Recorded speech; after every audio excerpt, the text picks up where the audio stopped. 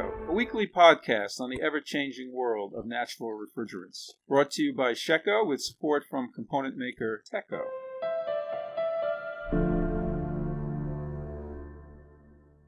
Today we will be discussing the major news items impacting the world of natural refrigerants. My name is Michael Garry, editor of Shecco's Accelerate America magazine and North American editor for Shecco, and I will be hosting today's podcast from our New York area bureau outside of New York City. I'm joined today by Charlotte McLaughlin, multimedia reporter for Shecco's Brussels, Belgium main office, and Marie Battesti, policy analyst in the market development team of Shecco, also in Brussels. Good to be with you today. You too, Michael. So today we'll be discussing some very interesting topics. First, Marie is back from Lyon, France, where she attended the Sifa HVAC&R conference on industrial commercial refrigeration. She'll talk about that. Finally, I will discuss the cover story of the next Accelerate America magazine, ice rinks, and the proper refrigerant to be used in those installations. All right, so we'll start off at Sifa. Marie? So I was at Sifa. It's a French trade show. It's the national trade show organized every year in France. This year it was organized in Lyon. So you need to bear in mind that in France, Lyon is a bit the Atlanta for refrigeration in the US. It's the hub of refrigeration. So it was very relevant to organize it there because you have most component manufacturers. So SMEs, basically the big companies and stuff we're working with who are French-based are in Lyon. Most of them are in Lyon, yeah. There's the whole supply chain and everything. Mm-hmm. So very relevant city for your business in France. So basically we came there with the idea to explore a little bit, for once, the perspective of local manufacturers, to see if there are like this network of SMEs working in the refrigeration sector in France, because as you can imagine, it's very based on network and, you know, networking, people knowing each other, if they are also taking off or it's just a multinational thing, natural refrigerants. And actually the trend seems to be there. I've heard very positive comments regarding, you know, the rise of CO2 and hydrocarbons in terms of growth. So, of course, the driver is the HFC phase down in Europe, but in France there's the specificity as well of the famous HFC tax. It took a long time to be... So, is the HFC tax, is it a thing now? Yes. Are we sure? Yes. Because we've had, yes, it's on the finance bill, no, it's taken out of the finance bill, yes, they put it back in, maybe it'll be amendment later on, maybe they'll put it in here. Like, it's actually agreed. Yes, now it's finally agreed. Okay. Well, I don't want to, but it's true that, I don't know if you heard, but at the moment we have little problems with riots and demonstrations regarding environmental taxes, so I hope Macron won't turn his back on this one as well. But it's actually on the agenda, like, should we get rid of all the environmental taxes? But the HFC tax is more a business, it's kind of hidden, it doesn't really impact the consumer, although when I asked manufacturers and retailers at the show, they were telling me that they were not too worried about the HFC tax, in the way that, you know, it's products anyway that they need to buy, so the impact would be on consumers and our international competitiveness, which is more of a problem. But at least for natural refrigerants, it's a clear driver. So basically, the HFC tax is in the final draft for adoption. Normally, it shouldn't move, and because there's a majority at the parliament in favor of Macron's party who's supporting this tax, normally it should pass. Unless the president quits because the country's on fire. You never know, you know? But normally it shouldn't be like that. So normally it should pass. It's true that they took it off at one point. And, well, the head of the parliament, the rapporteur for the finance bill, put it back. So I think he had some kind of guidelines from above to put it back, because the tax appeared in the climate pledge of the former Minister of the Environment, Nicolas Hulot. Therefore, it was quite symbolic for the government in power to put it. It was announced. So, and they are very strict on sticking to what they promised. Anyways, so this is a powerful driver, and probably explains as well this rising trend. When I asked those local companies, their main argument for customers, they were really about the argument of future-proofing the operations. It seems to be the key element. So basically, they're trying to not you pay for a system that might be slightly cheaper now, but later on you're going to have to retrofit it. HFCs are going to be super expensive. It's going to be annoying. So they try to bring that kind of business case. Yeah, exactly. So it was, we hear it a lot, but apparently it's quite a strong argument. Bear in mind that I feel like in France, we are manufacturers of chemical HFCs and products. We have Arkema. So I feel like when you go to these big trade shows, it's true that the chemical industry has quite a big presence. But I felt an evolution since last time we went. But yeah, just to say, it's not like in Denmark. It's not an easy win. It's still a low-hanging fruit, but it's less of a low-hanging fruit, the business case. So the future-proofing of the operations is really good news.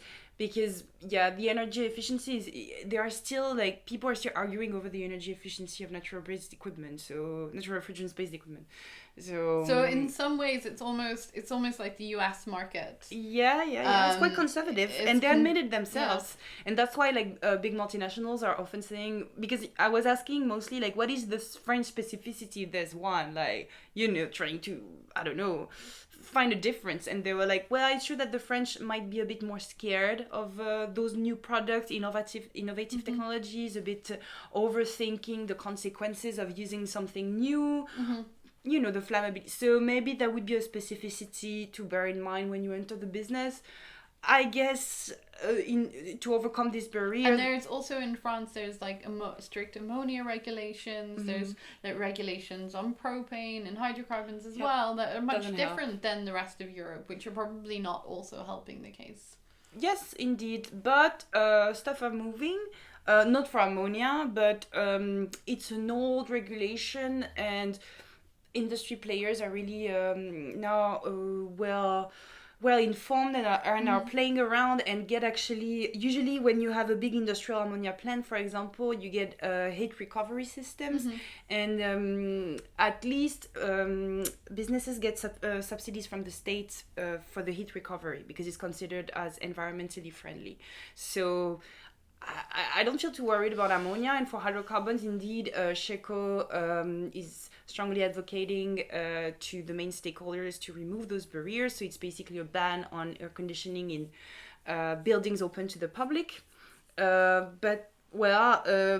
Work is on the table. There's actually discussion and debate. It's better than last year where there was nothing. So at least policymakers are made aware and are trying to change the formula and to align with the European Union standard, which is open to air conditioning in buildings open to the public with, a charge limit of hydrocarbons, but at least a little bit.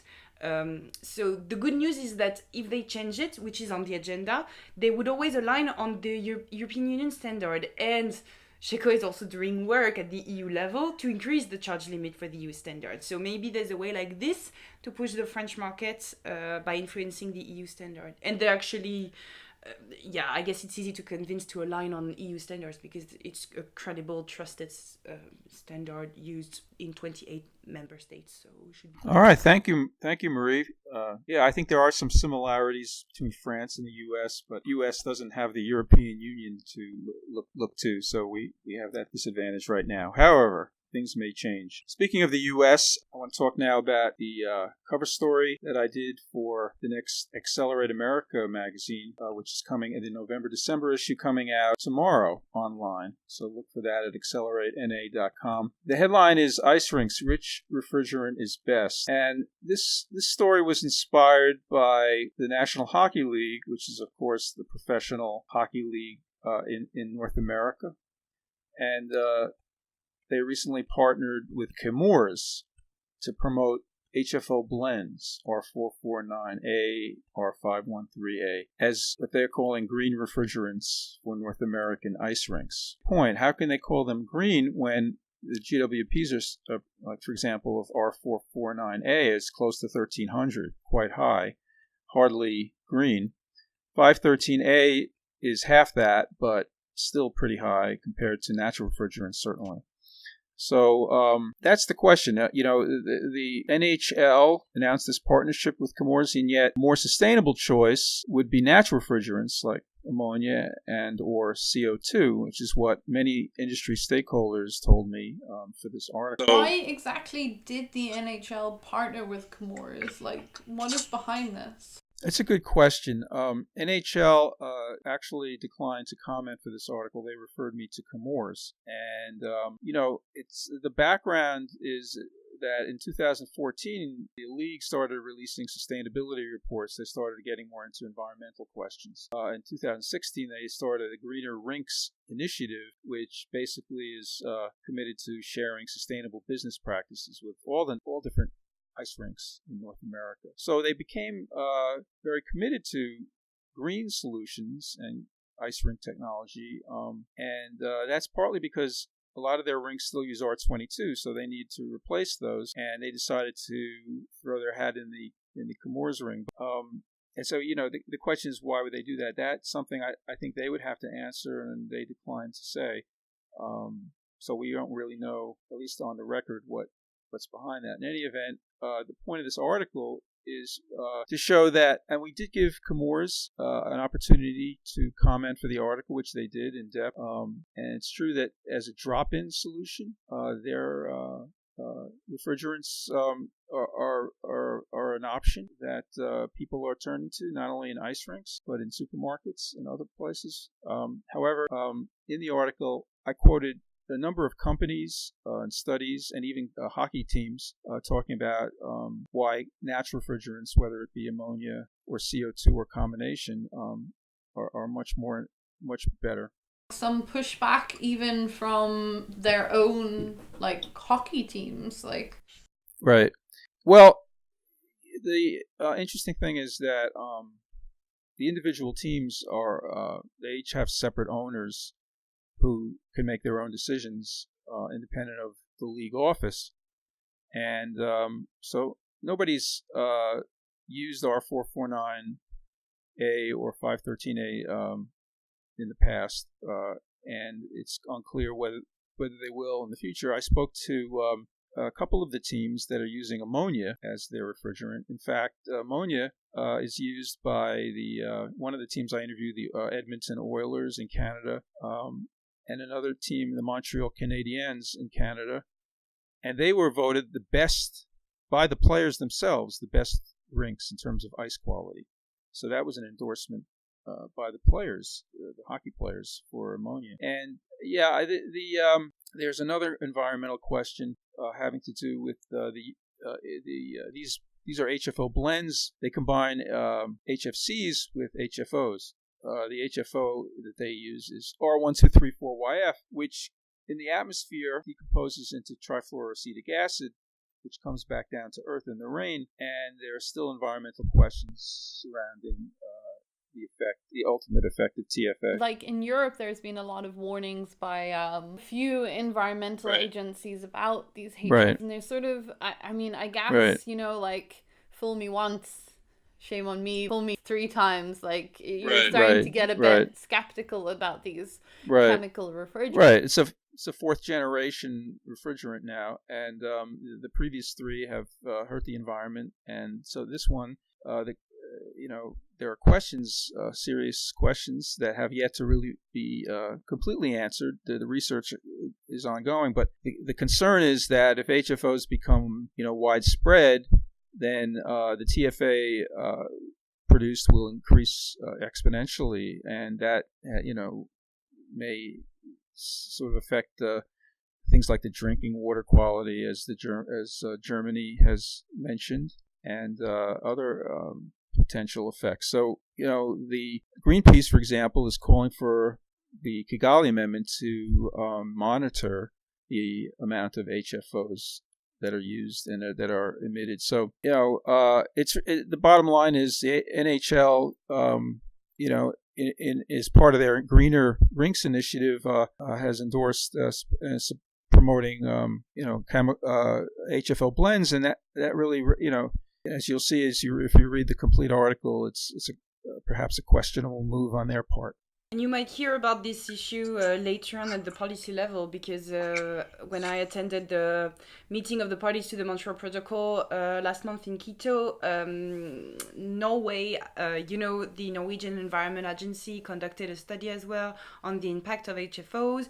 And basically, one of the main conclusion point is there's not enough research from independent bodies. We need to continue researching about that. Right. And the Norwegian delegate asked all his fellow colleagues from representing different countries, to contribute to this research work and those efforts in order to assess better the environmental and health impact of HFOs in the long term.